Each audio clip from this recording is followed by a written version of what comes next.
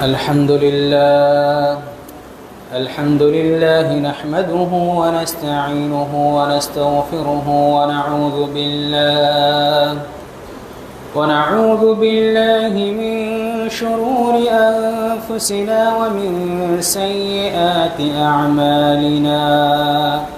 من يهده الله فلا مضل له ومن يضلل فلا هادي له.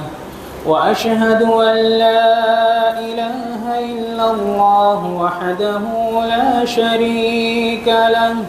وأشهد أن محمدًا عبده ورسوله أرسله بالحق بشيرا ونذيرا وداعيا إلى الله بإذنه وسراجا منيرا. صلى الله تعالى عليه وعلى آله وأصحابه وأتباعه وأشياعه وأنصاره وأهل بيته أجمعين وسلم تسليما كثيرا كثيرا.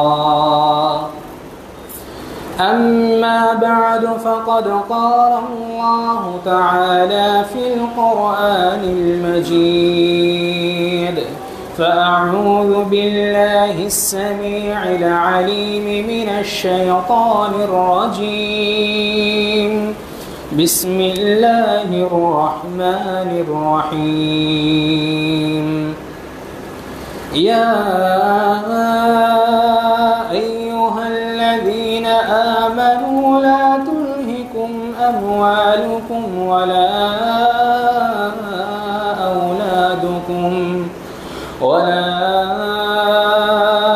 أولادكم عن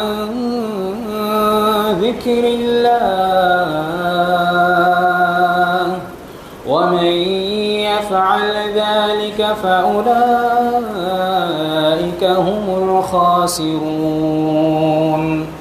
وأنفقوا مما رزقناكم من قبل أن يأتي أحدكم الموت فيقول رب لولا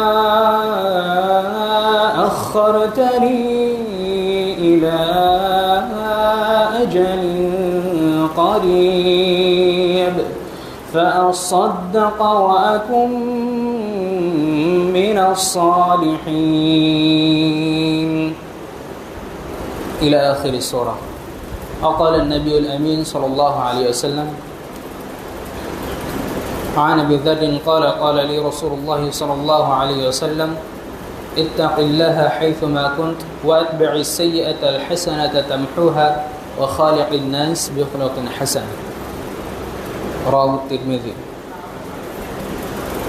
আলহামদুলিল্লাহ, সমস্ত স্তুতি সমস্ত প্রশংসা সেই আল্লাহ তাআলার জন্য, যার সীমাহীন অবদানের বদৌলতে আজকের এই পবিত্র দিনে, পবিত্র জুমার দিনে আমরা তার সম্মানিত মেহমান হয়ে তার পবিত্র গৃহে এসে তারই পবিত্র কোরআন এবং সহিহ সুন্নাত থেকে কিছু বলার এবং কিছু শোনার যে তৌফিক আল্লাহ তাআলা আমাদেরকে দিলেন, তার প্রতি অন্তরস্থল থেকে কৃতজ্ঞতা জ্ঞাপন করে আলহামদুলিল্লাহ। যিনি আমাদেরকে 850 কোটি মানুষের মধ্যে, 750 বা 800 কোটি মানুষের মধ্য থেকে মুসলিম হিসেবে আমাদেরকে বিবেচিত করেছেন, সেই মুসলমানদের 73টা দলের মধ্য থেকে একটা নাজাতপ্রাপ্ত দলের অন্তর্ভুক্ত করেছেন এবং শেষ নবীর সর্বশ্রেষ্ঠ এবং সর্বশেষ নবীর সৌভাগ্যবান উম্মত হিসেবে আমাদেরকে কবুল করেছেন। এই জন্য আল্লাহ তাআলার বিশেষভাবে আবার প্রশংসা জ্ঞাপন করে আলহামদুলিল্লাহ। দরুদ ও সালাম বর্ষিত হোক সেই প্রিয় হাবিবের প্রতি, যার আদর্শকে বাস্তবায়ন করা আমাদের একমাত্র লক্ষ্য উদ্দেশ্য, যার মাধ্যমে আল্লাহ তাআলা ইসলামকে পূর্ণাঙ্গ করে দিয়েছেন, যার মাধ্যমে জান্নাত উদ্বোধন করা হবে এবং যার পঙ্খানুপুঙ্খ অনুসরণের মধ্যেই এই জাতির ইহকালীন এবং পরকালীন কল্যাণ নিহিত আছে, সেই মহান রাসূলের প্রতি দরুদ পাঠ করি সাল্লাল্লাহু আলাইহি ওয়াসাল্লাম। এই ফ্যানটা অফ করে দেন। সম্মানিত উপস্থিতি, আল্লাহ তাআলা আমাদের ইসলামকে পূর্ণাঙ্গ করে দিয়েছেন। পূর্ববর্তী অসংখ্য নবী রাসূল গেছেন, তাদের কারো দিন এসেছে, তারপরে এক নবী এসেছেন, তার পূর্বের দিনকে রদ হয়ে গেছেন, পরবর্তী নবীকে অনুসরণ করা সেই জাতির উপরে অপরিহার্য হয়ে গেছে। এরই ধারাবাহিকতায় আমাদের শেষ নবী মুহাম্মদ সাল্লাল্লাহু আলাইহি ওয়াসাল্লামকে আল্লাহ তাআলা দ্বীনে ইসলাম দিয়ে এবং সেটাকে মোহর মেরে দিয়েছেন। এই ইসলামের মধ্যে কোনো চুল পরিমাণ কোনো কিছু প্রবেশ করবে না, চুল পরিমাণ কোনো কিছু বেরো হবে না। কিয়ামত পর্যন্ত এই ইসলাম অখণ্ড থেকে যাবে। যদি কেউ ইসলামের কোনো একটা বিধানকে, কোনো একটা ইবাদতকে, কোনো একটা আকীদাকে তুচ্ছ তাচ্ছিল্য ভরে অথবা জানাবশত অস্বীকার করে এবং আল্লাহর সেই ইসলামী বিধানের চেয়ে অন্য কোনো বিধানকে প্রিফার করে, তুলনামূলক কল্যাণকর মনে করে এবং বর্তমান সমাজের জন্য এটাই সবচেয়ে যৌক্তিক বলে তারা জ্ঞান করে, তারা ইসলাম থেকে খারিজ হয়ে যান ওলামায়ে কেরামের মূলনীতির দিক থেকে। আব্দুল্লাহ ইবনুল ওয়াহাব রাহিমাহুল্লাহ তার আকীদার বইয়ে বলেছেন, যারা ইসলামের কোনো একটা বিধানকে নিয়ে মনে করে যে আল্লাহর এই বিধানের চেয়ে বর্তমান সমাজের জন্য আল্লাহর এই বিধান, ইসলামের এই বিধানের চেয়ে এই বিধানটা সবচেয়ে বেশি গ্রহণযোগ্য হবে বলে এবং সমাজের সবচেয়ে বেশি কল্যাণকর, এটা যারা মনে করবে তারা ইসলাম থেকে খারিজ হয়ে যাবে। এরই প্রেক্ষিতে জুলাই অভ্যুত্থানের পরবর্তীতে আমাদের অন্তর্বর্তীকালীন সরকার তিনি কয়েকটি সংস্কার কমিশন গঠন করেছেন। তার মধ্যে একটা হচ্ছে নারী বিষয়ক সংস্কার কমিশন। এখানে নারী বিষয়ক সংস্কার কমিশন থাকাটা অস্বাভাবিক কিছু না, এটা থাকতে হবে। অনেক সময় নারীরা তাদের ন্যায্য মূল্য পান না, বাবা তাদেরকে সন্তান থেকে মাহরুম করেন অথবা বাবা মারা যাওয়ার পর ভাইরা তাদেরকে সন্তান থেকে মাহরুম করেন, এটা তাদের অধিকার। অনেক সময় স্বামীর কাছে স্ত্রীরা নির্যাতিত হয়, তাদের অধিকার ক্ষুণ্ণ হয়। কিন্তু এই নারীর অধিকার রক্ষা করতে গিয়ে তারা এমন এমন প্রস্তাবনা পেশ করেছেন, প্রতিবেদন জারি করেছেন এবং এমন সব মানুষের মাধ্যমে এই কমিশনটা গঠিত হয়েছে যাদের মাধ্যমে ইসলাম ধ্বংসের দিকে চলে যাবে যদি এটা বাস্তবায়ন হয়ে যায়। সুতরাং আজকের সংক্ষিপ্ত আলোচনা হবে নারী সংস্কার কমিশনের তাদের সম্ভাব্য এবং দাবিমূলক কিছু সংস্কার এবং ইসলামী নারীদেরকে কতটুকু মর্যাদা দিয়েছে সেসব ব্যাপারে। প্রথমত, যারা এই নারী সংস্কারের কথা বলছেন, কথিত যারা নারীবাদী, তারা একটা সুর তুলেছেন। তাদের মূল স্লোগান হচ্ছে রাষ্ট্রে এবং পরিবারে সমান হব অধিকারে, অর্থাৎ রাষ্ট্র এবং পরিবারে নারী পুরুষ আমরা সবাই অধিকারের দিক থেকে সমান। সমাজে একজন পুরুষের যে অধিকার থাকবে, ধর্মে একজন পুরুষের যতটুকু অধিকার থাকবে, নারীরও ঠিক ততটুকু অধিকার থাকবে। তাদের লক্ষ্য হচ্ছে তারা একটু ভদ্র ভাষায় আর কি বলতে চান এভাবে, যারা ধর্মীয় অনুশাসনের আনুগত্য করতে চান তারা ধর্ম পালন করেন, সমস্যা নেই, তাদেরকে আমরা হার্ট করছি না। কিন্তু যারা যেসব নারীরা চান যে তারা ধর্মীয় অনুশাসনের বাইরে এসে তারা জীবনযাপন করবেন, তারা একটা সভ্য একটা জীবনযাপন করবেন, ধর্মীয় অনুশাসনের বাইরে কোনো ধর্মকে তারা মানবেন না, তারা তাদের স্বাধীন মতো একটা অনুশাসন তারা মানবেন, তাদের জন্য একটা অপশন তৈরি করে দিচ্ছে, সিভিল অপশন। অর্থাৎ তাদের মধ্যে যে ধর্মীয় বিদ্বেষমূলক এবং ধর্মের বিপরীতে যে কিছু প্রস্তাবনা আছে, তারা এটাকে বলছে এটা আমরা ধর্মের সাথে তুলনা করছি না, বরং ধর্মের বাইরে কিছু মানুষ তারা চলতে চায়, তাদেরকে একটা অপশন দিচ্ছি রাষ্ট্রীয়ভাবে।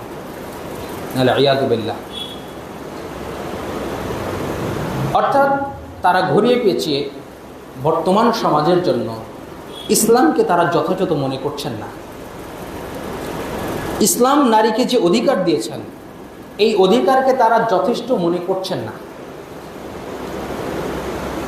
বরং তারা পাশ্চাত্যের এজেন্ডা বাস্তবায়ন করার জন্য এই 90 থেকে 92% মুসলমানদের মধ্যে ইসলামকে বিধ্বংস করার জন্য তারা গোপন এজেন্ডা বাস্তবায়নে তারা কার্যক্রম পরিচালনা করছেন। একজন নারী যদি সৎ না হন, একজন নারী যদি আদর্শ না হন, সেই সন্তান কখনো আদর্শ হতে পারে না। যে নারীর বিবস্ত্র পেট বেগানা পুরুষ দেখেছে, ওই নারীর গর্ভে কখনো আদর্শ সন্তান জন্মগ্রহণ করতে পারে না। ইমাম বুখারী, ইমাম মুসলিম, ইমাম নাসাই থেকে শুরু করে যত তাবেঈ এবং যত ইমামগণ যেসব নারীর গর্ভে জন্মগ্রহণ করেছিলেন, তারা এক একটা মহিয়সী নারী, পর্দানশীল নারী। তারা ইসলামের মর্যাদা বুঝেছেন। আমার রাসূল সাল্লাল্লাহু আলাইহি ওয়াসাল্লাম, আল্লাহ তাআলা নারী এবং পুরুষকে যে সৃষ্টি করেছেন, নারী এবং পুরুষকে সমান অধিকার দিয়েছেন, বরং নারীকে সবচেয়ে বেশি সম্মানিত করেছেন। নারীর জন্য এমন অপশন তৈরি করে দিয়েছেন। রাসূল সাল্লাল্লাহু আলাইহি ওয়াসাল্লাম বলছেন, যদি 4টা গুণ কোনো নারীর মধ্যে পাওয়া যায়, ইদা সাল্লাত খামসাহা, যদি কেউ 5 ওয়াক্ত সালাত আদায় করে, ওয়া আসামাত শাহরাহা, যদি কেউ সিয়াম পালন করে, রমাদানের সিয়াম পালন করে, ওয়া আতাআত বালআহা, যদি কেউ তার স্বামীর আনুগত্য করে এবং তার লজ্জাস্থানের হেফাজত করে, তাহলে সে যেই দরজা দিয়ে ইচ্ছা, জান্নাতের যেই দরজা দিয়ে ইচ্ছা, সেই জান্নাতে প্রবেশ করতে পারবে। সুবহানাল্লাহ। পুরুষের জন্য এত সংক্ষেপ রাস্তা বলে দেয়া হয়। তারা ঘুরিয়ে পেঁচিয়ে নারীর স্বাধীনতা চায়। স্বাধীনতা কি জিনিস তারা সেটাও বোঝে না। স্বাধীনতা কাকে বলে? আমার মন যা চায় আমি সেটাই করতে পারবো, এটাই কি স্বাধীনতা? নাকি একটা শৃঙ্খল পরিবেশে, একটা সংঘবদ্ধ পরিবেশে, একটা মূল নীতির আলোকে আমি আমার যতটুকু পরিমাণ হক ততটুকুর মধ্যে আমি সেটা ভালোভাবে পেয়ে যাব, এটা আমার স্বাধীনতা। আমি আমার দেশে আমার হক আছে, আমি কথা বলবো, আমার জবান আল্লাহ তাআলা দিয়েছেন, রাষ্ট্রীয় বিধান অনুযায়ী আমি স্বাধীনভাবে কথা বলতে পারবো, এটা আমার স্বাধীনতা। আমার সাথে কারো শত্রুতা হয়েছে, আমি তাকে হত্যা করে দেবো, এটা আমার স্বাধীনতা নয়। আমার মন চাইছে তাকে হত্যা করতে, কিন্তু এটা তো আমার স্বাধীনতা নয়। নারীকে তারা এইভাবে স্বাধীন করতে চায়। শৃগাল যেমন মুরগির স্বাধীনতা চায়, তারাও তেমন নারীর স্বাধীনতা চায়। শৃগাল রূপে কিছু মানুষ, তারাও নারীর স্বাধীনতা চায়।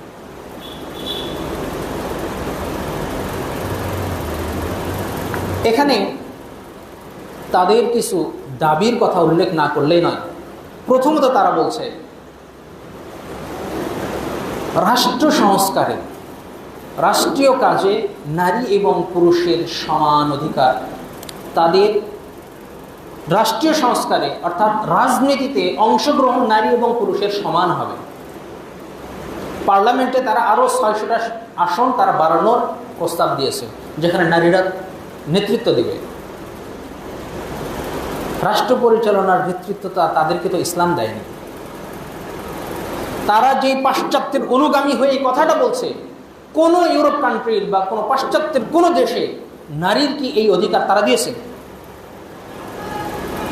আমাদের পার্শ্ববর্তী হিন্দু রাষ্ট্র ভারতেও তো এতটুকু নাই যে রাষ্ট্রীয় সংস্কারে নারী পুরুষের অংশগ্রহণ সমান থাকবে, এটা নাই। ইহুদি নাসারারা তারা ক্ষতিকর যে এজেন্ডাগুলো সেগুলো মুসলমানদের মধ্যে পুশ করে দেয়, অথচ এটার অনুসরণ তারা করে না। তাদের প্রথম যুক্তি হচ্ছে এই যে রাষ্ট্রীয় সংস্কারে, আমি অনেকগুলো প্রায় 350 পৃষ্ঠা বা 300 পৃষ্ঠারও বেশি তারা প্রতিবেদন পেশ করেছে, সেখান থেকে মৌলিকভাবে 4টা থেকে 5টা আমি উল্লেখ করছি, যেহেতু সময় সংক্ষেপ। প্রথমত, রাষ্ট্রীয় সংস্কারে রাজনীতিতে তারা সমতা চায়। যদি পুরুষ 50 জন থাকে, তাহলে নারী 50 জন থাকবে। কাউন্সিলর যদি 50টা থাকে, নারী কাউন্সিলর থাকবে 50টা। আলিয়াযু বিল্লাহ। দ্বিতীয়ত, যারা পতিতাবৃত্তি করেন, দেহ ব্যবসায়ী যারা, যাদেরকে কথিত ভদ্র ভাষায় বলা হয় যৌনকর্মী, তাদেরকে তারা শ্রমিকের মান দিতে চান, রাষ্ট্রীয়ভাবে স্বীকৃতি চাচ্ছেন। আলিয়াযু বিল্লাহ। 250টা দেশে, মাত্র 5টা দেশে এটার স্বীকৃতি আছে। জার্মানি, অস্ট্রেলিয়া, নেদারল্যান্ড, নিউজিল্যান্ডের কিছু অংশে, অস্ট্রেলিয়ার কিছু রাজ্যে এটার অনুমোদন আছে, এবং কানাডা এবং যুক্তরাজ্যের আংশিকভাবে এটা অনুমোদন দেওয়া আছে। আর বিশ্বের কোনো দেশে এটার অনুমোদন দেওয়া নেই। অথচ 90% মুসলমানের দেশে তারা এই দাবি উত্থাপন করার সাহস পেল কিভাবে? তাদেরকে শ্রমিক হিসেবে আখ্যা দিতে হবে, তারপরে দাবি উঠবে তাদেরকে বেতন দিতে হবে, সরকার থেকে পেনশন দিতে হবে। আলিয়াযুবিল্লাহ।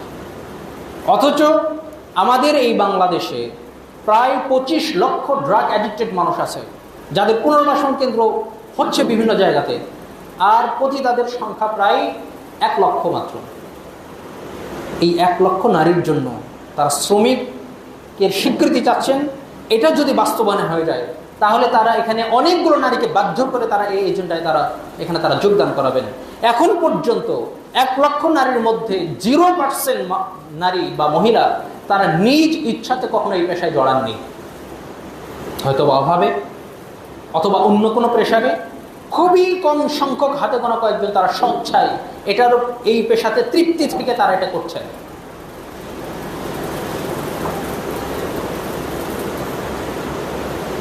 নারীকে বের হওয়ার অনুমতি দিবে তার বাবা, নারীকে বের হওয়ার অনুমতি দিবে তার ভাই, নারীকে বের হওয়ার অনুমতি দিবে তার স্বামী। এই অধিকার আল্লাহ প্রদত্ত। সেখানে আপনারা নারী হয়ে কখনোই নারীর নেতৃত্ব দিতে পারেন না। আপনারা কখনো আমার চেয়ে আমার স্ত্রীকে বেশি ভালোবাসতে পারেন না। আমার মাকে আপনারা কখনোই আমার চেয়ে বেশি ভালোবাসতে পারবেন না। আমার কন্যাকে আমার চেয়ে বেশি কখনোই আপনারা ভালোবাসতে পারবেন না। সেখানে আমার কন্যার স্বাধীনতা চাওয়ার আপনি কে? আমার স্ত্রীর স্বাধীনতা চাওয়ার আপনি কে? এই 90% মুসলমানের দেশে এই দাবি উত্থাপন করার যে দুঃসাহস তারা দেখিয়েছে, এটা আমাদের মুসলমানদের জন্য অত্যন্ত লজ্জাস্কর ব্যাপার।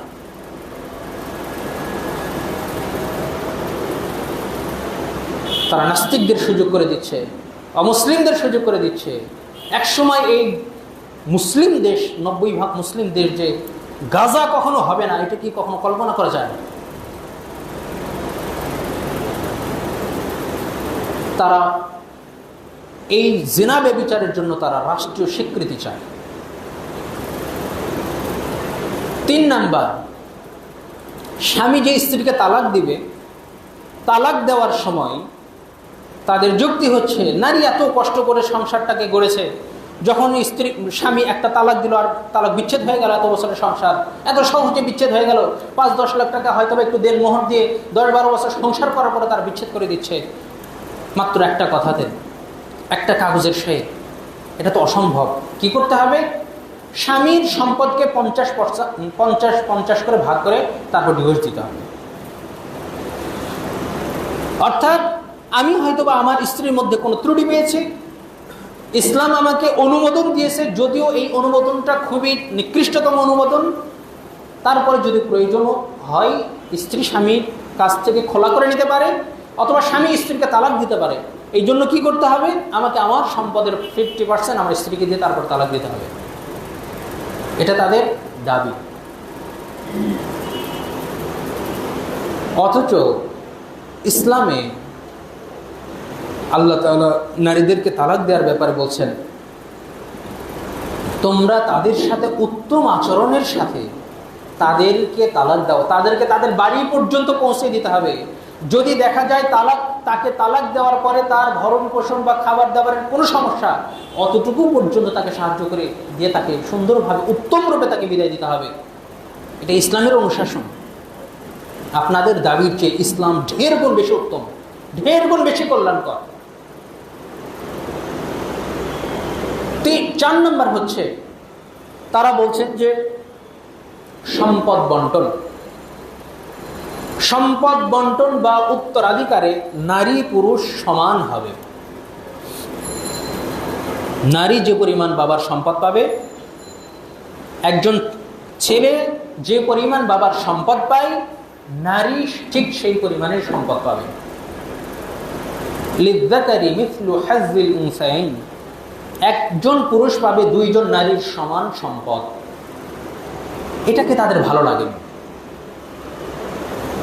মূলত তারা ইসলামী জ্ঞান সম্পর্কে গণ্ডমূর্খ, ইসলামের অনুশাসন সম্পর্কে তারা একেবারেই নিতান্তই শিশু।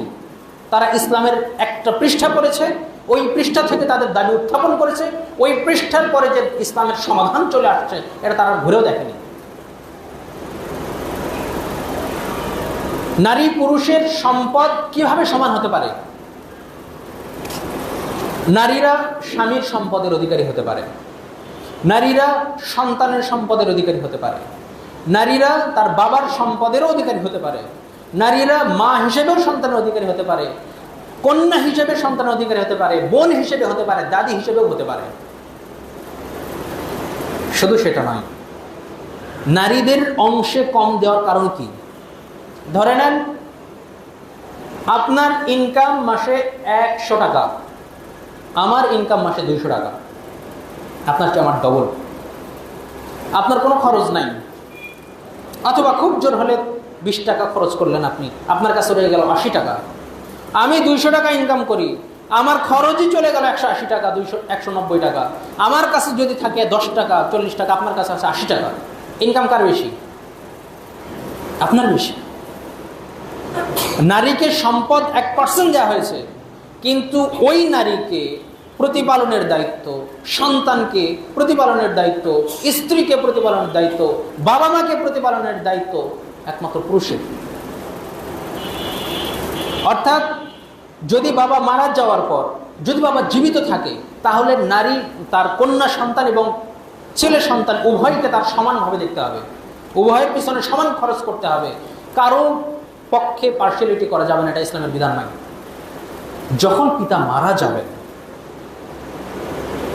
পিতা বেঁচে থাকলে নারী পিতার অধীনে, পিতা মারা যাওয়ার পর নারী তার বড় ভাইয়ের অধীনে বা ভাইয়ের অধীনে, ভাই না থাকলে বিবাহিত হওয়ার পর নারী স্বামীর অধীনে, স্বামী মারা যাওয়ার পর নারী সন্তানের অধীনে, সন্তানও যদি না থাকে, স্বামীও যদি না থাকে, তাহলে ওই নারীকে ইসলামী রাষ্ট্র যদি থাকে তাহলে রাষ্ট্র তাকে ভাতা দিবে। এই মর্যাদা ইসলাম দিয়েছে। বিশ্বের কোন ধর্মে নারীকে এইভাবে মর্যাদা দেওয়া হয়। অর্থাৎ নারীর যতটুকু তিনি সম্পদ পাবেন, ওই সম্পদে একমাত্র একচ্ছত্র অধিকারী তিনি। স্বামীর তাকে যতই ভালোবাসুক না কেন, স্ত্রীর অনুমতি ছাড়া স্বামী তার সম্পদকে ভোগ করতে পারবেন না। ভাই বোনের সম্পদে হাত দিতে পারবেন না। তাহলে ধরেন একজন বোন, তিনি বাবা মারা যাওয়ার পরে 1 লক্ষ টাকা তিনি ভাগে পেয়েছেন, বড় ভাই পেয়েছেন 2 লক্ষ টাকা। বোনকে প্রতিপালন করতে বড় ভাইয়ের খরচ গেল 50,000। বোনকে বিয়ে দিয়ে দিলেন 50,000 টাকায়, নিজে বিয়ে করলেন 1 লক্ষ টাকা দেন মোহর দিয়ে। 2 লক্ষ টাকা কি শেষ? বোনের কাছে যে 1 লক্ষ টাকাই রয়ে গেল। আবার তাকে যখন কোনো পুরুষ বিবাহ করছে, তখন তিনি আবার তাকে 1 লক্ষ টাকা দিলেন দেন মোহর হিসেবে। নারীর হলো কত? 2 লক্ষ, পুরুষের 2 লক্ষ টাকা খরচ শেষ। এই হিসাব তো বুঝতে হবে। নারীকে আল্লাহ তাআলা সম্পদ কম দিয়েছেন কারণ নারীর কোনো খরচই নাই। তার যাবতীয় দায়িত্ব, তার জন্মের পর থেকে নিয়ে মৃত্যু পর্যন্ত দায়িত্ব আল্লাহ তাআলা পুরুষকে দিয়েছেন। এমনকি বিবাহের সময় নারীর পক্ষ থেকে কোনো টাকা খরচ করা চলবে না, ইসলামের যেটা বিধান। নারীকে বিবাহ করবে, তাকে দেনমোহর দেওয়া হবে, সম্মানী দেওয়া হবে, এবং শুধু ওয়ালিমাটা সুন্নাহ, মেয়ের বাসায় যে খাওয়ানোটা হয়, যদি খাওয়ানোর প্রয়োজন হয়, এটা পুরুষের টাকা দিয়ে খাওয়াতে হবে। এটা ইসলামের বিধান।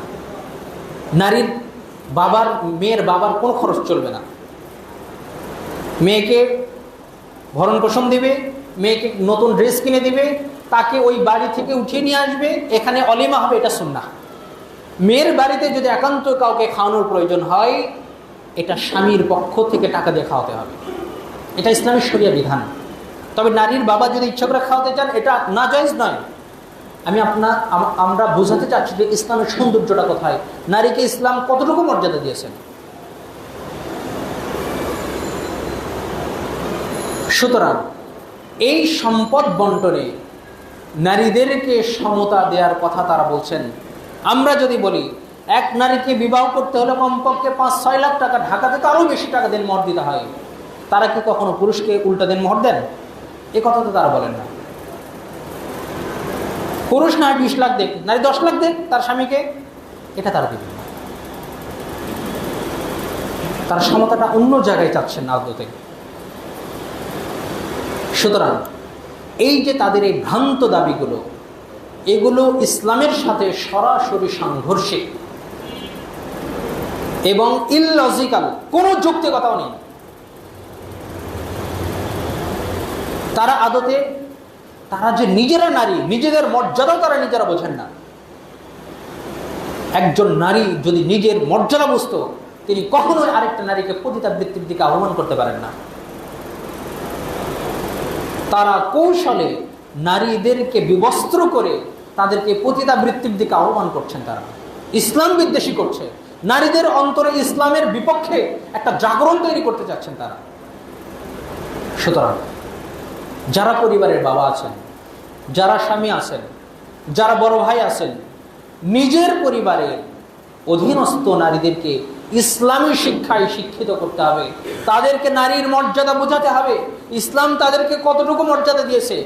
আমি অ্যাজ এ ফাদার, বাবা হিসেবে আমি আমার কন্যার যথাযথ মর্যাদা যেন বজায় রাখি। আমি স্বামী হিসেবে স্ত্রীর যেন যথাযথ মর্যাদা বজায় রাখি। আমি ভাই হিসেবে বোনের যেন যথাযথ মর্যাদা বজায় রাখি। আমি চাই আমার বোনকে কোনো ছেলে টিজ না করুক, আমার মাধ্যমেও যেন কোনো বোনের কোনো সম্ভ্রমের হানি না হয়। আমি আমার মাকে যেমন সম্মান করি, আমার বোনকে যেমন দুষ্টু ছেলেদের হাত থেকে রক্ষা করার চেষ্টা করি, আমার মাধ্যমেও যেন কোনো মা, কোনো বোন যেন অসম্মানিত না হন, আমার কুদৃষ্টির কবলে যেন তারা না করেন, এটাও আমাদেরকে লক্ষ্য করতে হবে। তারা এই অধিকারগুলো আমাদের সামনে উপস্থাপন করার যে একটা শক্তি পেয়েছে, এটা আমাদেরও কিছু দুর্বলতা রয়েছে। বাবা মারা যাওয়ার পর ভাইরা সম্পদ নিয়ে নেন, ভালো ভালো জায়গাগুলো নিয়ে নেন, তোর তো বিয়ে হয়ে গেছে, তোর তো সম্পদের প্রয়োজন নেই। বোনকে তারা মাহরুম করেন। আবার বাবা মা যেহেতু সন্তানের কাছে তারা ভবিষ্যতে থাকবেন, ছেলে তাদেরকে খাওয়াবে পড়াবে, বৃদ্ধ হয়ে গেলে ছেলের প্রতি বেশি টান দেখে মেয়েদেরকে ঠকানো অনেক সময়। আমাদের মধ্যে ইনসাফ না থাকার কারণে তারা অন্য ইনসাফ খুঁজে নিয়েছে। আমরা যদি নারীকে তার মর্যাদা বোঝাতে সক্ষম হই, তাদেরকে যদি আমরা সম্মান দিতে পারি, ইসলাম যেভাবে দিয়েছে ওইভাবে যদি আমরা দিতে পারি, কখনোই ওই নারীকে রাস্তায় বের করা সম্ভব নয় এসব অসভ্য নারীদের মাধ্যমে। তারা এই দাবির আলোকে আরো অনেকগুলো দাবি আছে, যেগুলো পড়লে গায়ের লোমগুলো খাড়া হয়ে যায়। তাদের কিছু সফলতার কথা বলি। তাদের মুখ থেকে তারা যেটা বলে, তারা মনে করে বাংলাদেশের যে জনসংখ্যার হার যে কমেছে, এটা তাদের সফলতা। অর্থাৎ বাল্য বিবাহের মাধ্যমে এই যে একটা পরিবার পরিকল্পনার যে একটা কনসেপ্ট ইহুদি নাসারারা মুসলমানদের মধ্যে দিতে প্রথিত করতে যে সক্ষম হয়েছে, এটা কার্যকর হয়ে গেছে অনেকটাই। 1971 সালে প্রতি নারী গড় সন্তানের সংখ্যা ছিল হচ্ছে 6.9। অর্থাৎ একজন নারী গড় করে প্রতি নারীর পেট থেকে সন্তান জন্ম লাভ করবে 6.9 জন করে। সেইটা 23 সালে এসে হয়ে গেছে 2.17, 2.17। কতটুকু কমে গেছে? অর্থাৎ 71 সালের যেই ধারাবাহিকতা বজায় ছিল, ওইটা যদি আজ পর্যন্ত থাকতো, তাহলে বাংলাদেশের জনসংখ্যা হতো প্রায় 25 কোটি। সেখান থেকে আমাদের জনসংখ্যা প্রায় এখন 17 কোটি থেকে 18 কোটি। মানব সম্পদ এটা বাংলাদেশের একটা অমূল্যবান সম্পদ। এটা মুসলমানদের কাছে সবচেয়ে দামি সম্পদ মানব সম্পদ। তারা মুসলমানদের এই মানব সম্পদকে ধ্বংস করে দিয়েছে। তারা এটাকে গর্বের সাথে বলছে যে আমরা এটা করতে সক্ষম হয়েছি। অথচ রাশিয়া, জার্মানি, এরপর আমাদের তুরস্ক থেকে শুরু করে আমেরিকাতে পর্যন্ত তারা ঘোষণা দিচ্ছে যদি কারো একাধিক সন্তান হয়, 3টা সন্তান হয়, 6টা সন্তান হলে তাকে পুরস্কৃত করা হবে, 3টা সন্তান হলে তার যাবতীয় খরচ রাষ্ট্র বহন করবে। তাদের সন্তান নেই, জনসংখ্যা নেই। তারা আমাদের মধ্যে ওই কনসেপ্টটা পুশ করে দিয়েছেন ঠিকই, কিন্তু তারা এই কনসেপ্ট গ্রহণ করেনি। কারণ দেখেছে শিয়াল যখন তার লেজ কাটা দেখে তারা তখন সে চায় আরেকজনের লেজ কাটো।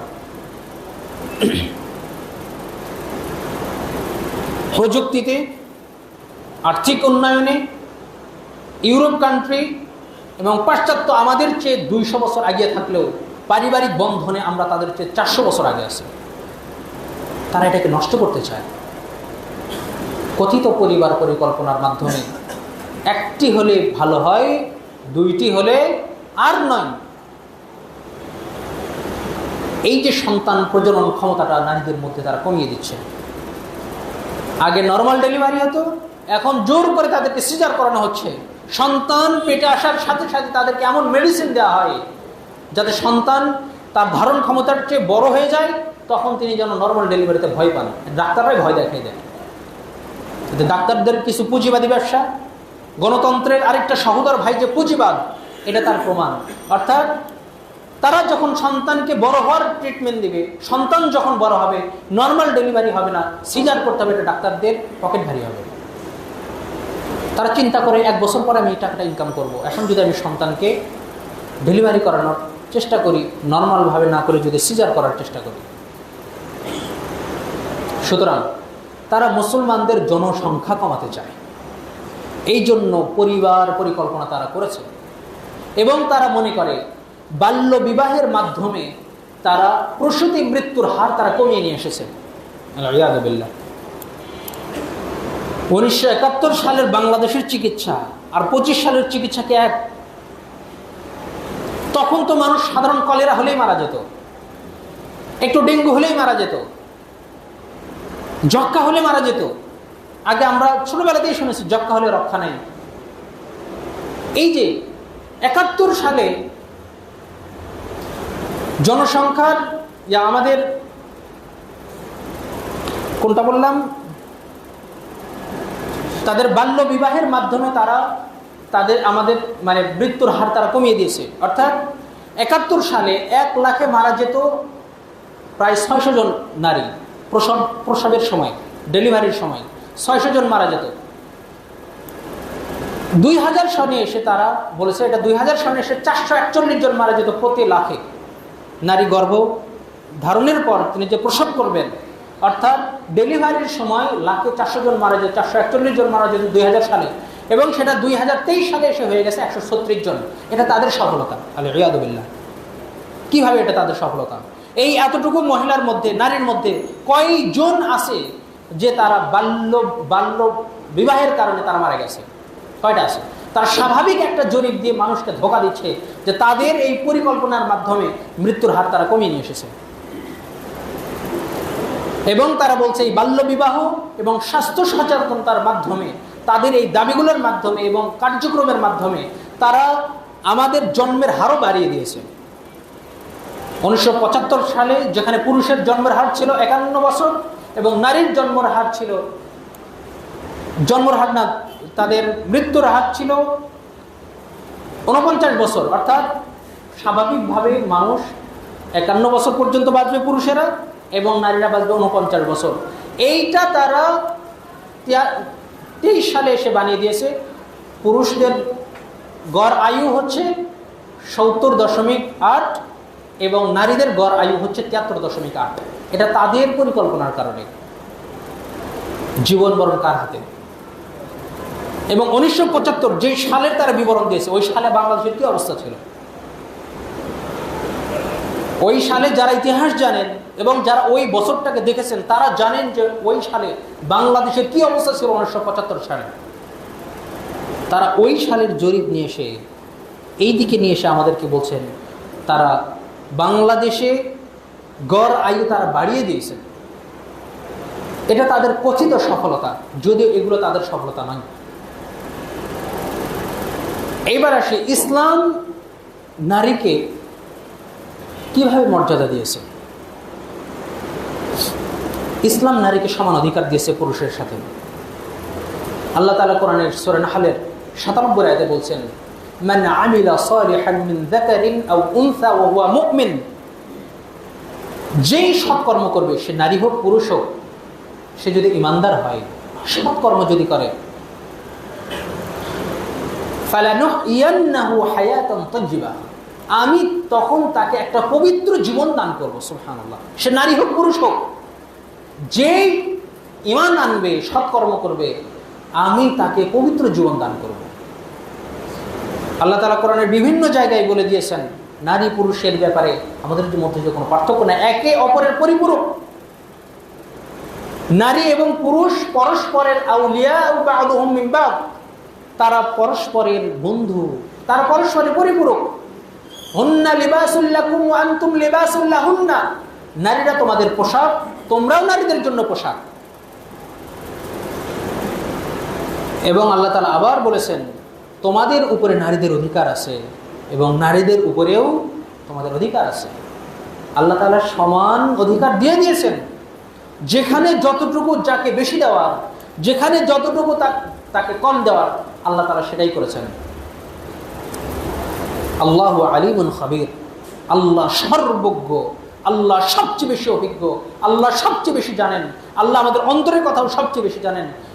আজ থেকে 100 বছর পরে কি হবে, কিয়ামত পর্যন্ত কি হবে, আদম সৃষ্টি থেকে শুরু করে কিয়ামত পর্যন্ত কি হবে, আল্লাহ সবকিছু জানেন। এবং এই জন্য ইসলামের ব্যাপারে আল্লাহ তাআলা বলেছেন, ইন্নাদ-দীনা ইনদাল্লাহিল ইসলাম, ইসলামই আল্লাহর কাছে একমাত্র মনোনীত ধর্ম। সুতরাং নারীকে ইসলাম সমান অধিকার দিয়েছে। যেই ক্ষেত্রে তাকে সমান অধিকার দেওয়ার কথা, এমনটি তো করা হয়নি পুরুষের জন্য 5 ওয়াক্ত সালাত, নারীর জন্য 8 ওয়াক্ত সালাত, পুরুষের জন্য 30টা সিয়াম, নারীর জন্য 35টা সিয়াম, পুরুষ জান্নাতে যাবে বেশি, নারী জান্নাতে যাবে কম। ব্যাপারটা এমন নয়। নারীর প্রতি কখনোই জুলুম করা হয়নি। আল্লাহ তাআলা বলেন, মা ইউবাদদালুল কওলু লাদাইয়া ওয়া মা আনা বিযাল্লামিন লিল আবিদ, আমার কাছে কোনো কথার নড়চড় হয় না, কোনো সিদ্ধান্তের হেরফের হয় না। ওয়া মা আনা বিযাল্লামিন লিল আবিদ, এবং আমি আমার বান্দাদের উপরে ন্যূনতম কোনো জুলুম করি না। সুতরাং যারা ইসলামী অনুশাসনে বিশ্বাস করে না, তারা তো মুসলমান হিসেবে নিজেকে পরিচয় দেওয়ার যোগ্যতাই রাখেন না। এবং ইসলাম সম্পর্কে এই 90% মুসলিমের দেশে তারা কখনো মুসলিম নারীদের নেতৃত্ব দেওয়ার যোগ্যতাই রাখেন না, অথচ তারা নেতা হয়ে বসে আছে।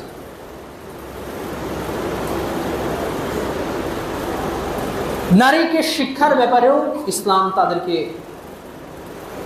অগ্রগণ্য হওয়ার জন্য তাদেরকে উৎসাহ করেছে। রাসূল সাল্লাল্লাহু আলাইহি সাল্লাম যে বলছেন, তালাবুল ইলমি ফারিয়াদাতুন আলা কুল্লি মুসলিম, প্রত্যেক নর নারীর জন্যই ইলম অর্জন করা ফরজ। এখানে মুসলিম মানে শুধুমাত্র পুরুষ নয়, মুসলিম অর্থ নারী এবং পুরুষ যারা আছেন প্রত্যেকের উপরে দ্বীনি ইলম অর্জন করা ফরজ। যতটুকু ইলম অর্জন করলে তিনি দুনিয়াবী জীবনের পথ চলতে পারবেন, হালাল হারামের পার্থক্য করতে পারবেন, এবং তার উপরে ফরজকৃত যে 5টা বিধান আছে, এই 5টা স্তম্ভের উপরে পূর্ণ জ্ঞান রেখে চলতে পারবেন, এতটুকু ইলম অর্জন করা প্রত্যেক মুসলমান নারী এবং পুরুষের জন্য ফরজ।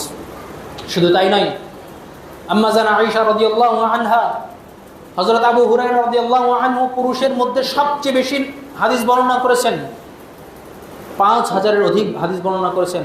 সেখানে আম্মা জান আয়েশা রাদিয়াল্লাহু আনহা প্রায় 2500-এর মতো হাদিস বর্ণনা, 2000-এর উপরে তিনি হাদিস বর্ণনা করেছেন। অনেক সাহাবী তারা আয়েশা রাদিয়াল্লাহু আনহার কাছে ফিকহি মাসালার জন্য তারা যেতেন, হাদিস শেখার জন্য যেতেন, ফিকহি মাসালার জন্য তারা যেতেন। নারীকে ইসলাম কখনো কোনো জায়গাতে মর্যাদার ক্ষুণ্ণ করেনি। এমন অনেক নারী তাবেঈন ছিলেন, সালাফিরা ছিলেন, নারী সালাফিরা, যারা ইসলামের খিদমত করে গেছেন। নারীদের ইতিহাস একবার পড়ে দেখুন আপনারা। এবং যুদ্ধক্ষেত্রে নারীদের ভূমিকা বেশ ছিল। রাসূল সাল্লাল্লাহু আলাইহি ওয়াসাল্লামের কিছু কিছু স্ত্রীও যুদ্ধে গিয়ে সাহাবীদেরকে যারা আহত হতেন তাদেরকে তারা চিকিৎসা করে দিতেন। সুতরাং নারী শিক্ষা, নারীর জন্য টাকা ইনকাম করা ইসলাম কখনোই নিষিদ্ধ করেনি, নারীর ব্যবসা করাও কখনোই নিষিদ্ধ নয়, নারীর টাকা রোজগার করাও ইসলামে নিষিদ্ধ নয়। তবে কিছু কন্ডিশন মেনে নারীকে এই পথে যেতে হবে। পূর্ণ পর্দা থাকতে হবে, বেগানা পুরুষের সাথে অবাধে মেলামেশা যাবে না, পর্দা মেনটেন করে হালাল পথে তাকে রোজগার করতে হবে। তার মাধ্যমে যেন কোনো পুরুষ যেন প্রতারিত না হয়, ধোকাই না করে। এই কয়েকটা কন্ডিশন মেনে যদি তিনি রোজগার করতে পারেন, সমস্যা নাই, ইসলাম তাকে স্বাগত।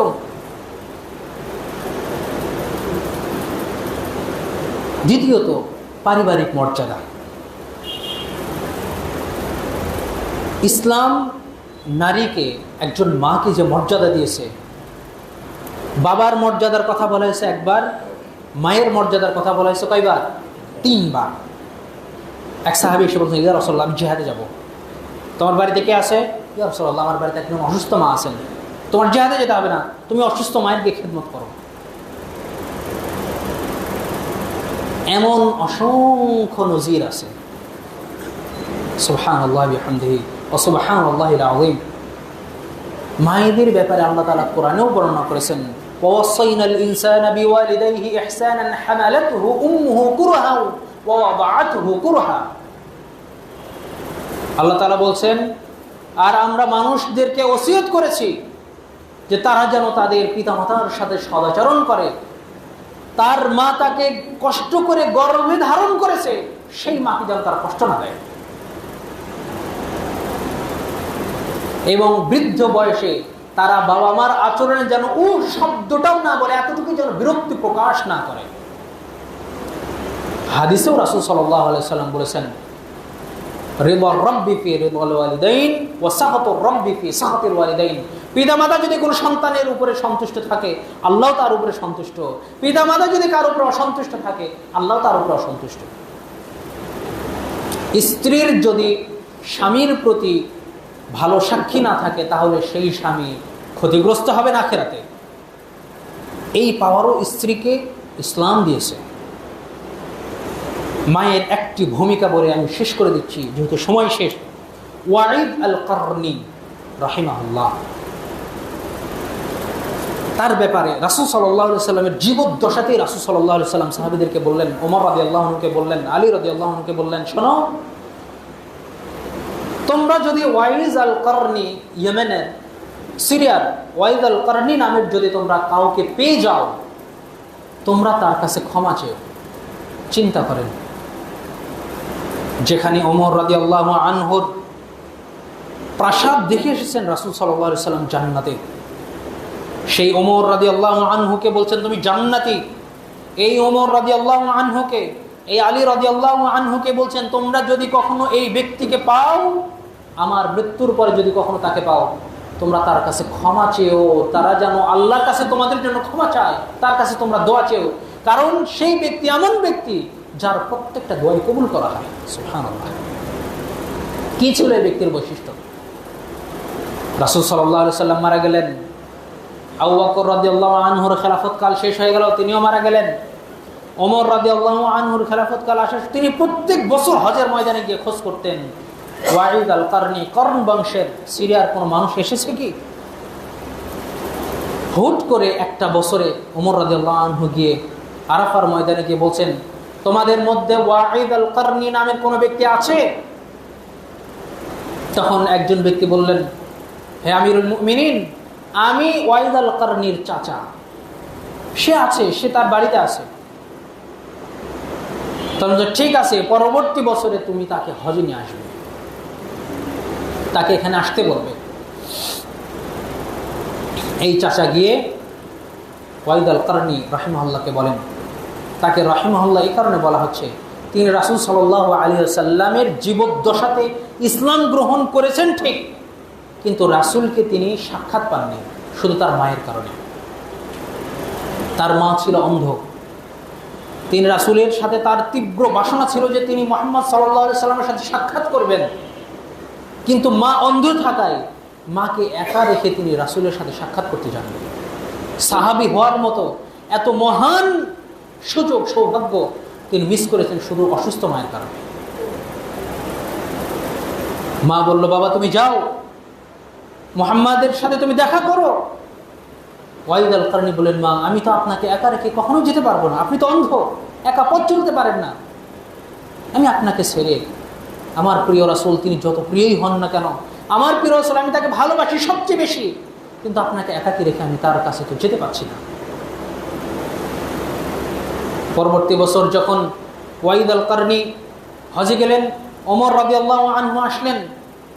রাসূল সাল্লাল্লাহু আলাইহি সাল্লাম তখন বলে দিয়েছিলেন তার বাম কাঁধে একটা ছোট্ট দিরহামের সমান একটা ছোট্ট একটা শুভ্র দাগ থাকবে,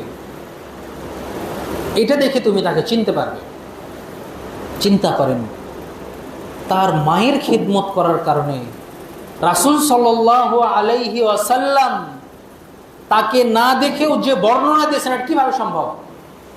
তার মানে আল্লাহ রাসূল সাল্লাল্লাহু আলাইহি সাল্লামকে সরাসরি এই ব্যক্তি সম্পর্কে অবগত করেছেন। সুবহানাল্লাহ। যখন ওমর রাদিয়াল্লাহু আনহু বললেন ওয়াইদ আল কারনিকে, তখন তিনি বললেন যে আনা ওয়াইদ আল কারনি। বলছে তুমি ওয়াইদ আল কারনি, ঠিক আছে, দেখি তোমার বাম পার্শ্বের এই কাঁধটা তুমি খালি করো। ইহরামের কাপড় পরে আছেন, কাঁধ খালি করলেন, তিনি দেখে সুবহানাল্লাহ বলে উঠলেন। এবং যখন তাকে বলা হলো, বললেন মান আন্ত, আপনি কি? বললেন আমি ওমর আল ফারুক, ওমর ইবনে আল খাত্তাব। তখন তিনি বললেন লা হাওলা ওয়ালা কুওয়াতা ইল্লা বিল্লাহ, আমিরুল মুমিনিন। তখন বললেন যে তুমি আল্লাহর কাছে, আলী রাদিয়াল্লাহু আনহুকে ডাকলেন, ডেকে বললেন হে আলী, এই সেই ব্যক্তি, তার কাছে ক্ষমা চাও, তাকে বলো তুমি আমাদের জন্য আল্লাহর কাছে একটু দোয়া করো, আল্লাহ তাআলা যেন আমাদেরকে ক্ষমা করে দেন। সুবহানাল্লাহ। তিনি হতভম্ব হয়ে গেলেন, বললেন তুমি কি সেই ব্যক্তি যে তোমার মায়ের খিদমত করতে তুমি রাসূল সাল্লাল্লাহু আলাইহি সাল্লামের কাছে আসতে পারোনি? বলেন না, কিন্তু আপনারা কিভাবে জানলেন? হ্যাঁ, আমি তো এই কারণেই আসতে পারিনি। তখন বললেন রাসূল সাল্লাল্লাহু আলাইহি সাল্লাম তার জীবদ্দশাতে আমাদেরকে এই সংবাদ দিয়ে গেছেন, এবং তিনি বলেছেন তুমি আল্লাহর কাছে এত প্রিয়, তুমি যদি আল্লাহর কাছে কোনো কিছু চাও তাহলে আল্লাহ তাআলা কখনোই এটা ফিরিয়ে দেন না। সুবহানাল্লাহ।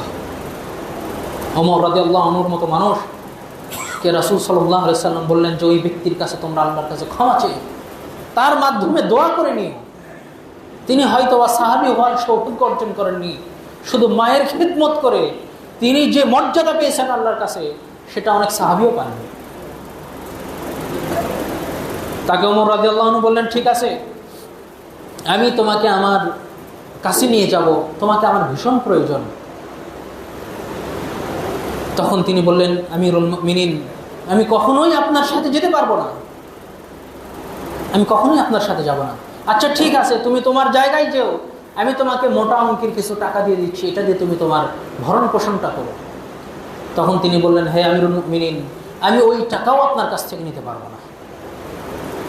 যে আল্লাহ আমার গোপন ইবাদতে আমাকে ভালোবেসেছেন, আমি তার কাছে গোপনেই থাকতে চাই, মানুষের কাছে প্রকাশ্য হতে চাই না। সুবহানাল্লাহ। এরপর থেকে তিনি এমন জায়গায় চলে গিয়েছেন তার কেউ খোঁজ খবরই পায়নি। সুবহানাল্লাহ। মায়ের খিদমত করার কারণে আল্লাহ তাআলা একজন ব্যক্তিকে এত সম্মানিত করেছেন। ইসলাম একটা নারীকে কত মর্যাদা দিয়েছে। সুতরাং সম্মানিত উপস্থিতি, এই কথিত নারীবাদীদের ধোঁকায় যেন আমরা কখনোই না করি। তারা কখনোই ইসলামের কোনো উপকার চান না, তারা ইসলামের মূল সৌন্দর্যই কখনো বুঝতে উপলব্ধি করতে তারা সক্ষম হয়নি। এতটাই তারা অধম, এতটাই তারা মূর্খ, গণ্ডমূর্খ ইসলাম সম্পর্কে। নিজেরা পতিতা বৃত্তির দিকে মানুষকে আহ্বান করে, নিজের সন্তানদেরও তাদের কোনো খোঁজ খবর নাই। সুতরাং তারা পারিবারিকভাবে বিচ্ছিন্ন, অসুখী থাকার কারণে তারাও মানুষদেরকে এই পথে আহ্বান করছে। সুতরাং ইসলাম বিদ্বেষী কর্মকাণ্ডের বিপক্ষে মুসলমানদের কণ্ঠস্বর যেন উচ্চকিত হয়, যাতে করে অমুসলিমরা 90% এই দেশে, মুসলমানের দেশে অমুসলিম কোনো এজেন্ডা যেন বাস্তবায়ন না হয়। সুতরাং বাংলাদেশ আহলে হাদিস আন্দোলন, বাংলাদেশ আহলে হাদিস যুব সংঘ এবং আহলে হাদিস আন্দোলন বাংলাদেশের উদ্যোগে আমাদের বাইতুল মোকাররমে এটার বিপক্ষে প্রতিবাদ মিছিল ইনশাআল্লাহ আজকে জুমার পরে অনুষ্ঠিত হবে। আপনারা নিজেদের ইমানি দায়িত্ব থেকে ইনশাআল্লাহ সেখানে শরীক হওয়ার চেষ্টা করবেন আহলুল হাদিসদের পক্ষ থেকে ইনশাআল্লাহ, সবার প্রতি আহ্বান রেখে। এবং মা বোনদেরকে বলছি, ইসলামী আদর্শ যেন আমাদের মধ্যে বজায় থাকে, ইসলামী পর্দা যেন আমাদেরকে আমরা যেন মেনটেন করি। ছেলা কলার যেমন কোনো মূল্য নেই, তেমনি বিবস্ত্র নারীর কোনো মূল্য নেই। আদর্শবান পুরুষ কখনো বিবস্ত্র একজন নারীকে, বেপর্দা নারীকে পছন্দ করতে পারে না। আপনি যেমন ছেলা কলা কিনবেন না, তেমনি ভাবে নিজেকেও ওইভাবে বিবস্ত্রহীন নারীতে যেন রূপান্তর না করেন। এই আহ্বান এবং ইসলামী আদলে, ইসলামী শিক্ষায় নিজের স্ত্রী, সন্তান, বোনকে যেন আমরা শিক্ষিত করতে পারি, এই চেষ্টা যেন আমাদের সর্বদা অব্যাহত থাকে, যদি আমরা একজন আদর্শ বংশধর চাই। আল্লাহ তাআলা যেন আমাদেরকে কবুল করেন। আল্লাহুম্মা আমিন। আকুলু কওলি হাযা আস্তাগফিরুল্লাহ লি ওয়া লাকুম ওয়া লিসাইরিল মুসলিমিন ফাস্তাগফিরুহু ইন্নাহু হুয়াল গফুরুর রাহিম।